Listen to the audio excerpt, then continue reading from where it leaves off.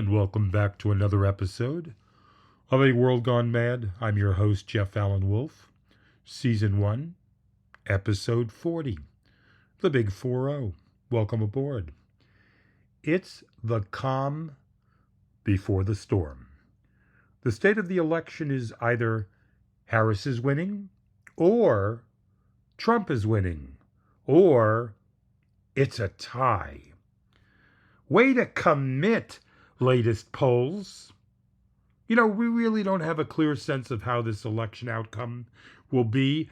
It's that, semi-boneless steak. And I just hate that phrase. It either has a bone or it doesn't have a bone. What the hell is semi-boneless? Or, that weather when you look outside the window that looks like it's going to rain, but may not rain. And I hate that type of weather. Either freaking rain or don't rain, but that indecisive part of the day when you're just not sure. The calm before the storm, the state of the election, the polls, the indecisive polls that go up, down, sideways. I'm worried, and I'm hopeful at the same time, but the tension is palpable. 15 days out, or depending on when you listen to this podcast, before the election. And I will be repetitive with you, the listeners. This election shouldn't be this close, especially with the latest loony activity from delusional Donald. Have you seen this? The dancing at his rallies for 30 minutes. The disparaging remarks about Kamala's IQ, which is very unpresidential. There's not one person out there would ever do that, or any nominee running for office. The fake photo op recently at the McDonald's, where Trump is serving French fries and using the French fry fryer. But the joke of it is the McDonald's is closed. It wasn't even open. There's no customers there. It's staged.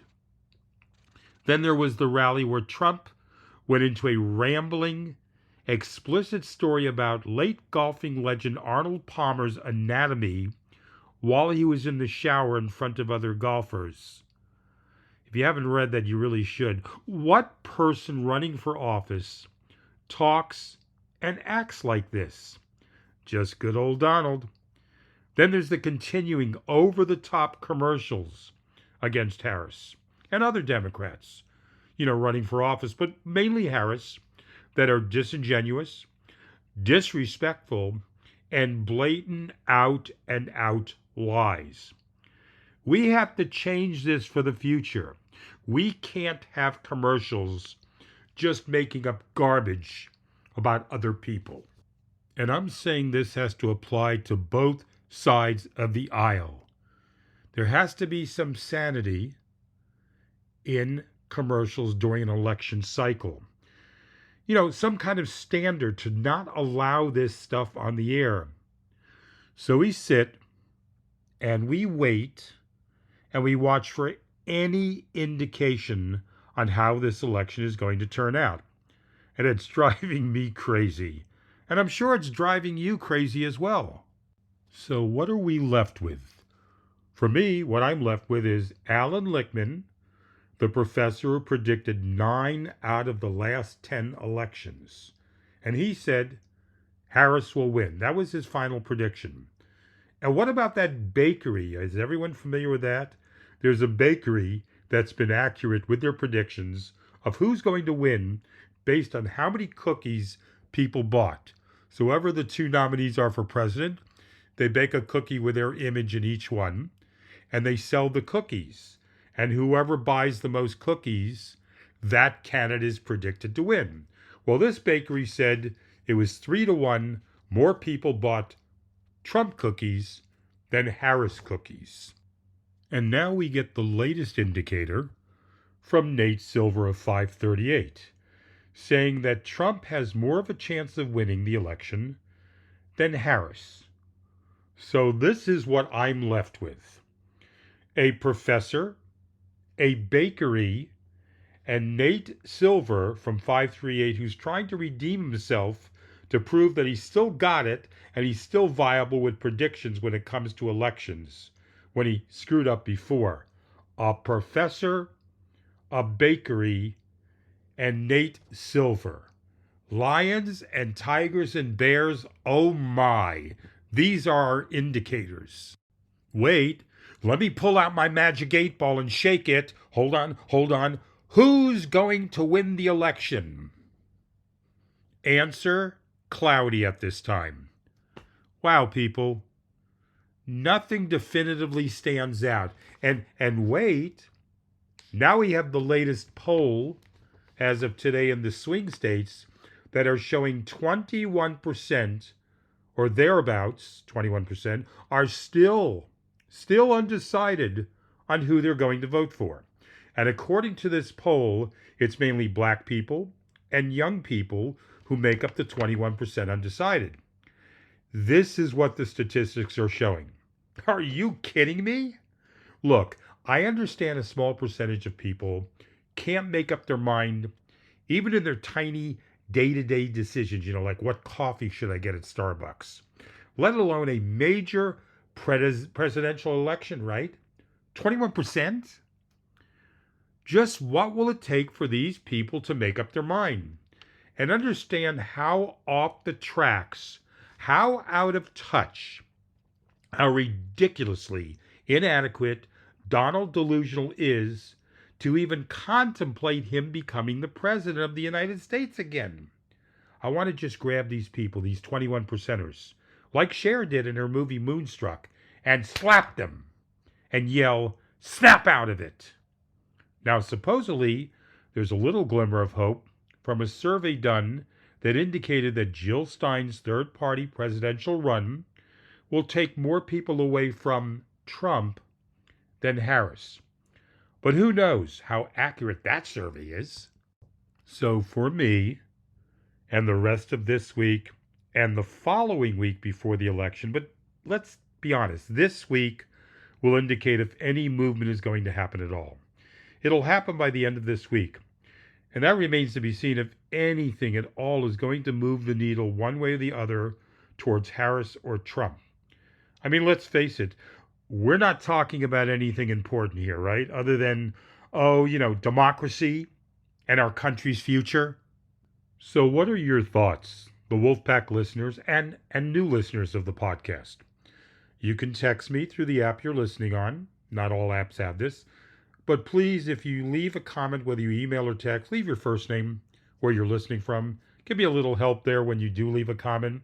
Or email me at wolfpacklistener@gmail.com. WOLFPACK listener@gmail. Don't forget to subscribe to the podcast on Apple or Spotify. It's free. And rank the show from 1 to 5 stars. That does make a difference for my podcast. Your support and comments are welcome, and I'm looking forward to them. So Elon Musk, the billionaire founder of Tesla and SpaceX, who's gone all in on Republican Donald Delusional Trump's candidacy for the White House, is now pledging to give away $1 million a day. That's right, $1 million a day to voters for signing his Political Action Committee's petition backing the Constitution. The offer is sparking questions among election experts about the plan's legality. Some experts say it's a violation of the law to link a cash handout to signing a petition that also requires a person to be registered to vote. The Justice Department didn't immediately respond to a request for a comment. Now, of course, this is illegal, and it's just downright wrong. This is what you get when multimillionaires or billionaires abusing morality in the United States to bend things to their will to benefit them. I am so sick and tired of what people like Rupert Murdoch have done and what Musk is doing now with this $1 million a day and Trump and all of these people with money that think they could just play with American democracy like it's some kind of toy to pass around. Now, as we've seen, our norms are of dramatically change in our country, right? Norms are completely gone. Right, wrong is blurred, with no distinction between them. Lying is the rule of law. And there are no consequences to this behavior or other illegal behavior. We basically have lunatics running the asylum, so to speak. So, speaking about polls, right? Well, former President Donald Trump's campaign recently released internal polls showing their candidate winning by an average of 2 points in major swing states. All right. However, the National Review, and it's Henry Olsen's National Review, peeked a bit behind the curtain of the polls being released from Trump and found that some of the numbers simply do not add up. Why don't they add up, and what do they say, and the way they do not add up? In particular, Olson expresses skepticism that Trump could be making as big gains with voters of color as his pollsters claim and still only be up an average of 2 points in the battleground states. In fact, writes Olson, the only way to really make the math work is if Trump isn't winning white voters at nearly the same rate he did in either 2016 or 2020. Olson writes that Trump's own polling must show that he's losing ground among white voters.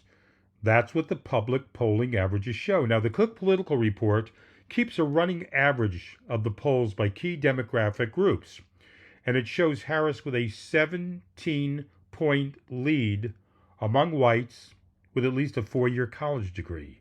That's nearly double the 9-point advantage the data on the Cook side said Biden had in 2020. Now, he then argues, Olson, that such polling could prove particularly tricky in the 3 key Midwestern states that Trump won in 2016 and that Biden won back in 2020. The problem is that college-educated whites are most important in the Midwest, where Trump's minority-driven gains are weakest, Olson continues. Factor these losses into the equation, and while Trump still leads or is tied in each of those states, he leads by frighteningly close margins. And the memo's figures show much larger gains among non-whites than most public polling.